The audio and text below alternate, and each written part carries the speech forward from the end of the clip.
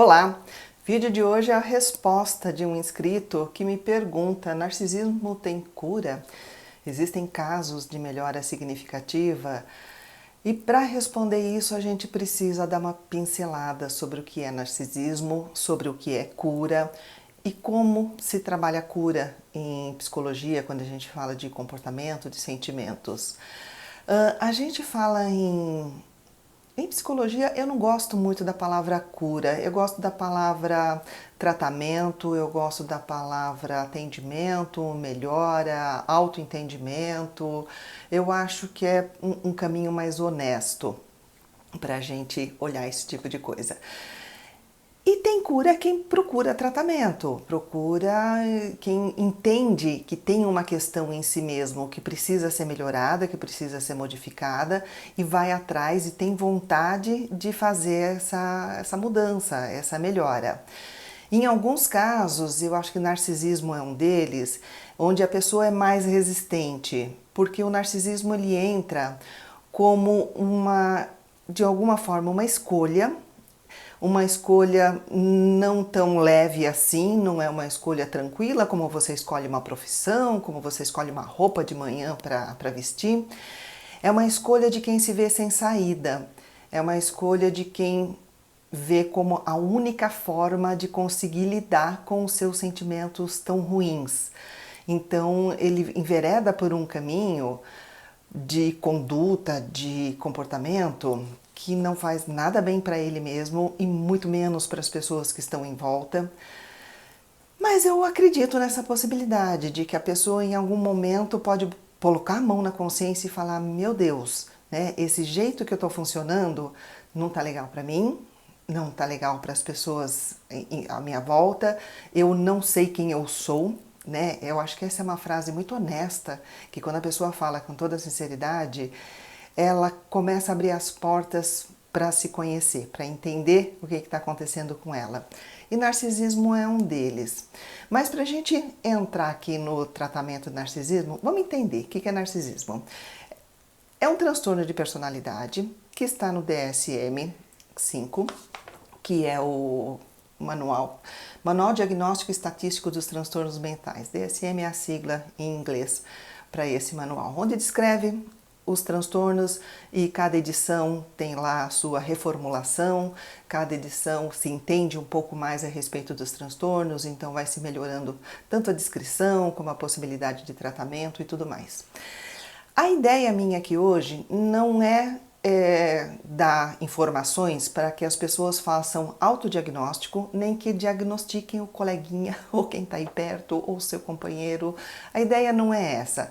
A ideia é dar uma pincelada geral para você tentar entender mais ou menos como é que a coisa funciona, né? E tentar entender mais ou menos aí o seu universo, como é que as coisas estão com você. Um diagnóstico mesmo, o nome, é dado por um profissional. Quando a pessoa passa por uma avaliação, normalmente não é uma coisa de 5 minutos, precisa de um acompanhamento, porque tem os diagnósticos diferenciais, existem os outros quadros que têm sintomas muito parecidos, então pode confundir, pode misturar, você pode entender, achar que é outra coisa, mas enfim, para a gente dar uma pincelada geral, eu não vou falar do narcisista diagnosticado, clínico, eu vou falar do estilo de comportamento da pessoa que a gente costuma identificar ou chamar de narcisista, porque e que meio que combina aqui com o diagnóstico. E aliás, a questão de diagnóstico, eu ainda acho que é bastante, né, controversa, é uma coisa para a gente dar uma pensada bem a respeito. Os profissionais de psicologia, de comportamento, de saúde mental, ainda tem alguns ainda têm uma certa restrição, um tem uma grande certeza. Eu sou do grupo que, para você dar o diagnóstico para a pessoa, para falar para ela, para dar um nome, um título para aquilo que ela está passando, é bastante delicado, vai depender de cada caso.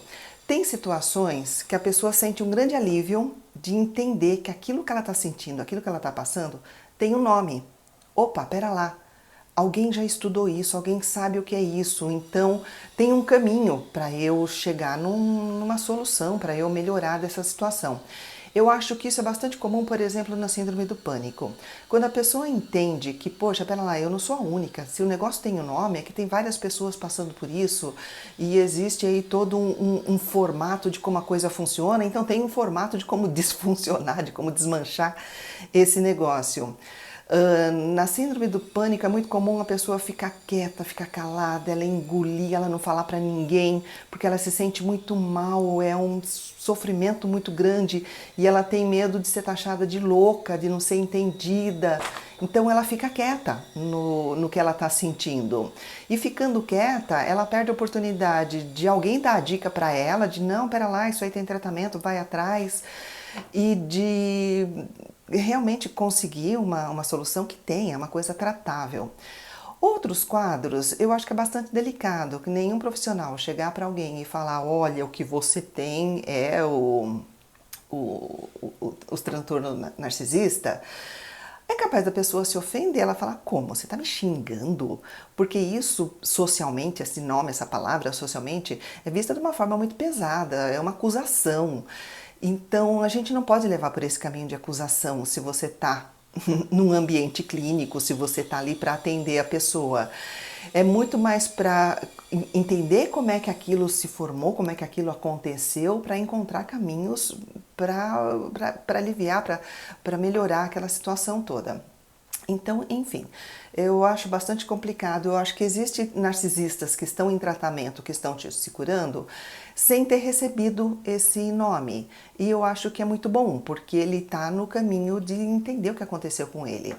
Porque uma grande quantidade de narcisistas, mesmo ele tendo decidido, né, por esse caminho de ser essa pessoa que eu vou descrever aqui, uma lista dos sintomas principais, como eu falei, ela foi o caminho que ela conseguiu, foi o que ela pôde fazer com o que aconteceu com ela. Então, apesar de ser uma escolha, e o que é bom a gente saber que é uma escolha, é que se a pessoa escolheu aquilo, ela pode desfazer, meio que depende dela, tá na mão dela. Eu acho uma coisa muito positiva. Então, vamos entender o que se determina, quais são os critérios para a gente identificar um transtorno narcisista, pelo DSM até. Padrão persistente de grandiosidade, necessidade de admiração e falta de empatia. Tá, isso é como a pessoa se apresenta. Agora, o porquê disso eu vou falar já já, né? Padrão persistente de grandiosidade, que é o mito do Narciso, que se olha no reflexo do rio, se acha tão lindo e morre afogado por se achar tão maravilhoso, né? Sensação exagerada e infundada da sua própria importância. Pessoa que se acha maravilhosa, se acha muito mais talentosa, muito mais brilhante, muito mais do que realmente é. Preocupação com fantasias de realizações ilimitadas, de influência, se considera extremamente influente sobre as outras pessoas, extremamente poderoso, inteligente, bonito e de amor perfeito. Pode ser que a pessoa tenha até um lado poético, um lado, porque essa coisa do amor perfeito, então ele acha que está dentro dele esse amor perfeito, que as pessoas não entendem o amor que ele tem para dar. Convicção de que eles são especiais e únicos, e aqui é a parte importante, e eles devem se associar com pessoas do mais alto calibre. Eles têm essa necessidade de, quando ele se liga a uma pessoa, de alguma forma ele admira muito essa pessoa. Só que ele admira essa pessoa, mas tem um outro componente aqui que é muito forte, que é a inveja. Ao mesmo tempo que ele admira a pessoa, ele inveja. Ele vê que a pessoa tem uma coisa muito legal, ele quer estar junto com essa pessoa para de alguma forma absorver ou ter alguma vantagem de estar perto dessa pessoa, nem se for vantagem social, de status, nada disso, mas ao mesmo tempo, em paralelo, tem uma mágoa, uma inveja, uma vontade de destruir a pessoa. Necessidade de ser incondicionalmente admirado, que é uma coisa que ele não faz. Ele não admira as outras pessoas incondicionalmente. Ele não admira a pessoa porque ela simplesmente é. Não, a pessoa precisa ter qualidades para admirar. Que qualidade você tem? Você é muito estudioso, legal, é por isso que eu te admiro. Você é muito bonito, nossa, te admiro demais pela sua beleza, você... Então ele precisa, né? Se você deixar de ser, ele já deixou de admirar a pessoa. Não, pera lá, já, né? Não gosta da pessoa por ela, pelo que ela é. Se bem que amor incondicional é uma coisa assim meio que a gente sabe que é amor de pai e mãe para filho, né? O filho pode ser, fazer o que for, vai continuar amando, vai um pai legal, né? Mas enfim, sensação de merecimento, que ele merece mais que todo mundo, exploração dos outros para alcançar os próprios objetivos, a falta de empatia, a inveja que eu falei, arrogância e altivez, né? Como ele se acha maravilhoso. Só que o seguinte, para mim isso aqui é tudo o ponto final. Como a pessoa acabou, depois que ela se formou narcisista, e um ponto importante, os sintomas devem ter ocorrido no início da idade adulta. Então não existe criança narcisista, né? Vamos parar de olhar para os pequenininhos e falar, olha, não, criança é uma outra história. Normalmente a criança, a pessoa narcisista, ela foi uma criança que sofreu algumas situações que levaram ela para um caminho de se sentir muito pequena, muito inferior, muito lixo, e ela precisou combater isso. Ela não consegue conviver com essa sensação de ser tão desprezível. Então, ao invés de ela trabalhar de uma forma saudável, de entender que aquilo que as pessoas fizeram não foi verdade, que aquilo que foi dito para ela não é verdade, que ela é sim uma... Não, ela vai para um outro ponto extremo, exagerado, de super grandiosidade, que na verdade ela não acredita. Essa é a questão. Isso aqui é o sintoma do que aparece, é o aparente. No fundo, ela não se acredita tão merecedora, tão grandiosa, tão brilhante, tão bonita, tão amorosa. Ela sabe. Ela sabe não, ela não se acredita. Que ela até podia ser essa pessoa, mas ela não acredita que é, então o que ela faz? Ela faz de conta que é. Ela finge, ela faz um personagem para encantar as outras pessoas.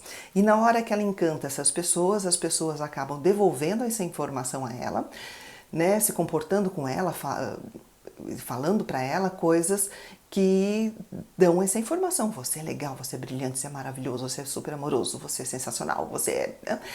E aí essa outra pessoa convence ele daquilo que ele quer ser convencido, de que na verdade ele não achava que era, não. Só que como ele tem esse conflito de que ele sabe que ele convenceu outra pessoa a isso, ele passou uma informação mentirosa para a pessoa pensar isso, ele sabe que nada daquilo é verdade. Então os relacionamentos não costumam ser constantes, não são de muito longa data. Pode até ser que uma companheira, uma companheira esteja por décadas na vida dessa pessoa, mas em paralelo ele tinha outras. Né? Em paralelo ele tinha outras pessoas, porque ele precisa de muito desse reforço. Então, o que a gente fala é que narcisista normalmente é um traidor, é a pessoa que trai, que precisa de outras pessoas. Uma só não é suficiente porque ele sabe dessa dinâmica mentirosa toda que ele está passando para essa pessoa e ele sabe que isso não convence, então ele precisa de outros para convencer. O narcisista que vai se tratar, quem é? É aquele que em algum momento entendeu mais ou menos de que a coisa não tá legal para ele, que a coisa não tá funcionando, porque ele pode passar décadas, pode passar uma vida achando que isso tá funcionando. Enquanto ele tá colocando pessoas, trocando de pessoas, de que massageiam o ego dele, que estão ali para massagear, ele tá achando que tá funcionando, tá tocando a vida, tá funcionando. Se em algum momento ele para e ele fala, não, essa pessoa tá massageando o meu ego por informações que eu passei para ela que nem eu acredito. Né? E por que essa pessoa se sente tão mal com ela mesma? Como eu falei, questões da infância, a pessoa que passou uma infância com dores bastante fortes, pessoa que foi abandonada, ou física ou emocionalmente, pai, mãe teve que ir embora, ou nunca foi embora fisicamente, mas emocionalmente estava ali, mas não estava. Estava ali só para invalidar os sentimentos da criança. É aquela coisa que aí dá para ligar com o vídeo anterior dos traumas invisíveis, vai lá no vídeo anterior também, assiste o de ontem, que é essa coisa que parece que é muito normal, natural, que é assim que se educa uma criança, que é a educação tradicional, mas nessa educação tradicional está sempre falando para a criança, isso aí não é nada, para com isso. Ou então o pai e mãe que determina tudo para o filho, determina às vezes até a profissão. Daí a pessoa entra na profissão, trabalha décadas naquilo e ele não pode repensar isso e falar, meu Deus, não era isso que eu queria fazer da minha vida. Assim, agora que ele já fez tudo isso, agora que ele passou por todo esse esforço, agora, ele não pode negar que não foi o melhor para ele, que o que ele queria mesmo era outra coisa. Então ele continua reafirmando, não, foi muito bom, olha que legal, meu pai e minha mãe me colocaram nessa profissão, foi o que me deu todo o sustento. Não era aquilo que ele queria fazer, quem sabe não seria uma pessoa muito mais brilhante, podia fazer muito melhor do que realmente era da vontade dele, mas enfim, ou dela, né? Mas, enfim, ele precisa justificar que foi tudo muito certo. A pessoa que apanhou quando criança, a pessoa que... e aí é muito normal. Eu vou falar de coisas que eu acho que vai ter todo mundo levantando a mãozinha e falando assim, passei por isso, passei por isso. Que é aquela coisa do você chora e fala assim, engole o choro, para com esse choro. A postura de pai e mãe, de você tá me incomodando com as suas dores, com as suas necessidades, para com isso, sai de perto, vai pro quarto, fica de castigo, porque você não tem querer, aquela coisa. A criança não tem querer, criança não... O inverso também é prejudicial, o extremo, né, inverso. Não, a criança pode tudo, está com vontade de comer doce? Come doce o dia inteiro. A criança também faz assim, chega um momento ela percebe, não estão cuidando de mim não, estão se livrando do problema. Eu quero me dar, porque não estão a fim de lidar com o que é de realmente importante aqui nessa história. Então, superproteção também é bastante ruim. Né, aquela coisa de colocar um filho brilhante. Normalmente pais narcisistas colocam um filho como o filho de ouro. O pai narcisista, aí é uma outra história, dá para fazer um vídeo. Eu fiz um vídeo de pai narcisista, procura aqui na pesquisa também que você acha, pai e mãe narcisista. E esse filho, ele trata muito diferente dos outros, espera muito mais dele, tem muito mais fé, tem muito mais... E aí oferece mais coisas legais, bacanas, e faz esse filho sentir que ele precisa ser o exemplo para os outros, porque ele é o maravilhoso, ele é o melhor. E aí passa uma vida com aquela sensação de que ele tem que ser o melhor, né, para atender a expectativa ali de pai e mãe. Ele precisa ser o mais brilhante, só que ele se sente acuado, ele se sente, né? Então você vê tanta criança se sentir acuada, com muita expectativa, ou se sentir desamparada, com nenhum acolhimento, né? Aquela coisa, eu estava ouvindo num vídeo aí aquela técnica, né, de fazer a criança aprender a dormir sozinha. Larga dormindo lá sozinha, chorando, 3 dias que uma hora ela aprende. Ela não aprende, ela desampara. Aí cresce uma pessoa desamparada e ninguém entende, nem sabe por quê. Porque precisa rever toda essa forma de que se trata criança, porque isso vai para a vida toda dessa pessoa. Então, voltando à pergunta, né? Pode ter tratamento, ele se trata, ele melhora, ele se cura. Se ele entender, se ele parar para observar, se ele começar a buscar informações e falar, opa, pera lá, eu tô seguindo a minha vida no caminho, eu tô fazendo algumas coisas com as pessoas, eu sinto... Porque tem narcisistas que sentem muita culpa. É 2 coisas que andam em paralelo. A culpa por estar fazendo o que ele faz com as pessoas, porque cada uma das pessoas que ele pega, que ele coloca na vida dele para que o admirem, para que façam ele como maravilhoso, ele dá uma rasteira. Ele faz alguma coisa, ele menospreza a pessoa, porque ele não... Ao mesmo tempo que ele precisa dessa pessoa, ele odeia essa pessoa. Porque a pessoa tem qualidades que ele acha bacana, mas ele odeia que essas qualidades existam no outro e não nele. E é uma vida sofrida, é uma vida sofrida. Então, a gente torce. Quem se envolve com o narcisista pode passar por essa fase de, poxa, eu torço para que procure tratamento, para que melhore, para que se entenda, para que perceba o que está acontecendo, para que perceba o que ele faz para as outras pessoas. Pode ser que perceba. Eu acho que tem um índice bastante pequeno de pessoas que identificam isso, que percebem que é isso que está acontecendo com ele, mas até existe, eu acho que é possível sim. Na hora que a pessoa bota a mão na consciência e fala, não, eu preciso mudar, preciso melhorar essa história aqui, porque a pessoa ela pode sentir consequências bastante negativas até nos próprios filhos. Eles costumam ser meio cegos com relação a isso, porque a pessoa que é narcisista e tem filho, ele vai ser narcisista com os filhos também. Ou ele vai super exigir coisas, né? Porque eu sou maravilhoso, então meu filho tem que ser maravilhoso. Ou ele vai jogar em cima dos filhos as suas angústias, as suas mágoas. E se ele perceber, pô, aqui não tá andando legal, meu filho tá sofrendo e eu tive participação nessa história. Muitas vezes essa parte mais dolorida de que eu tive participação nessa história pode ser um grande impulso para a pessoa falar assim, eu vou olhar o que está acontecendo. Vou no psicólogo, eu vou me tratar, pode ser um excelente caminho.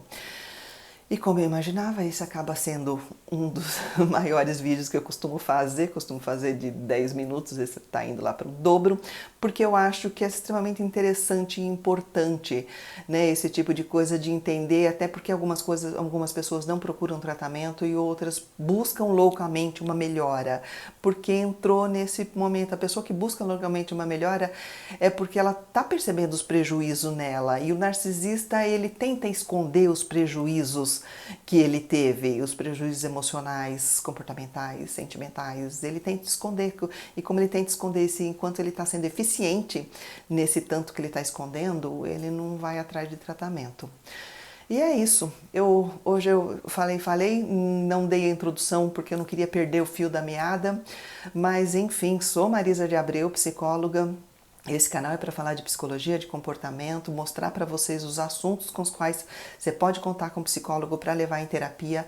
Eu mesma não atendo, mas eu apresento meu site, tem uma equipe grande, link está aqui pelo WhatsApp, bem mais prático de pegar as informações. Se cuida, se trata. Às vezes sozinho é bastante difícil, precisa de um olhar técnico e de todo um acompanhamento de um outro ser humano, de uma pessoa que está ali te ouvindo, te entendendo. A gente pode andar muito, pode fazer muito por isso. Aproveita, entra na caixa de informação, tem link para o e-book gratuito, tem o link para o site, tem clube de canais, quem quiser colaborar, eu agradeço bastante, que tem pessoas que me falam muito nos comentários. Nossa, eu sou muito grata, eu acho muito legal o que você fala, compartilhei os vídeos, tem gente aí que eu acho que é legal, então eu mandei esse vídeo para o grupo, compartilhei na minha página, obrigada, isso ajuda bastante o canal. Deixar o like também é uma forma de você falar para o YouTube, olha, esse canal vale a pena e eu acho legal que outras pessoas assistam. Então, quando você coloca o seu like, ele entende isso e distribui o vídeo para mais pessoas. Aproveita que aqui no final do vídeo entram também dicas, em algum canto aqui, de outros vídeos do canal. Então eu acho que pode ser legal você dar uma passeada nos outros e ver o que pode ter de bacana aí pra você. Me coloca nos comentários também o que você achou, se você convive com uma pessoa desse jeito, se você sente alguma coisa em você, o que você acha dessa possibilidade de uma pessoa com essa dinâmica, ela se mudar, ela olhar para ela mesma e falar, não, quero fazer diferente daqui pra frente. Ok? Obrigada por me ouvir.